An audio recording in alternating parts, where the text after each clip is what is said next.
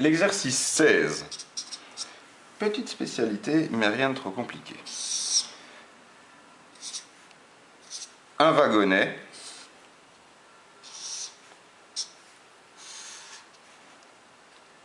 est tiré par un câble.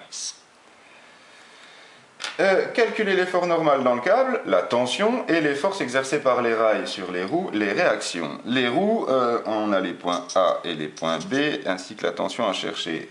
3 inconnus d'entrée. La seule force agissante dans ce schéma, c'est la pesanteur. Quoique, la tension, c'est une conséquence, mais si on était en mouvement, on pourrait l'introduire. Donc nous avons ici une tension. Nous avons ici une réaction A, on est dans un applico-glissant, donc on est perpendiculaire au plan, et une réaction en B. Cette fois-ci, pour le système d'axe, nous pouvons faire une petite variante. Comme souvent sur les plans inclinés, nous allons choisir un système d'axe dans le plan incliné, vu que les réactions et la tension sont déjà dans ce sens-là. Il nous faudra décomposer la pesanteur selon Y et la pesanteur selon X. Voilà, au niveau des forces et du schéma, nous sommes en ordre. Les inconnues, elles sont en rouge, donc vous avez T inconnu, RB inconnu et RA inconnu.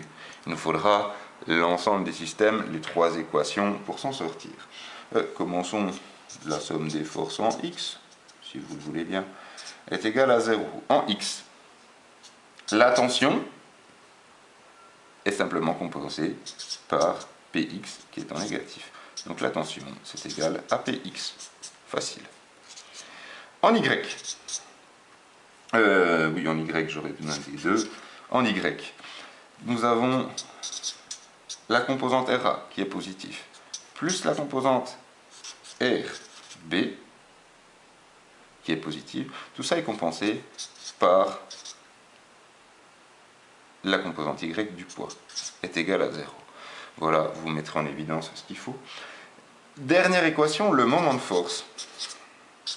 Alors, pareil, les moments de force, on pourrait les appliquer à peu près où on veut. C'est pour ça que je n'ai pas tout ramené au centre de gravité. Je vais l'appliquer en A. C'est une logique, si on venait à basculer, on basculerait en A, mais on pourrait très bien aussi basculer en B. Donc, vous le mettez comme vous voulez. Je le mets en A, mais vous pouvez très bien, pas de flèche, le mettre également en B. La somme des moments de force. Cette fois-ci, en A, combien de forces vont agir? Il y aura celle-ci, Px, Py, Rb et T. Déterminons simplement le sens des forces. T va engendrer un mouvement dans le sens des aiguilles d'une montre, donc en négatif. Dans le corrigé, j'ai mis la distance LC. La distance perpendiculaire à T, c'est bel et bien celle-ci, jusqu'à ici. D'accord? Donc ça sera quelque chose comme LC. RB, cette fois-ci, ferait entrer le système dans un mouvement anti-horaire, donc positif. RB, la distance est plus facile à trouver, ça sera celle-ci, je note LB. Perpendiculaire à l'axe. Ensuite, la composante, les 2 composantes du poids. Cette composante-ci, PY, donne un mouvement horaire, moins PY fois sa distance, LY,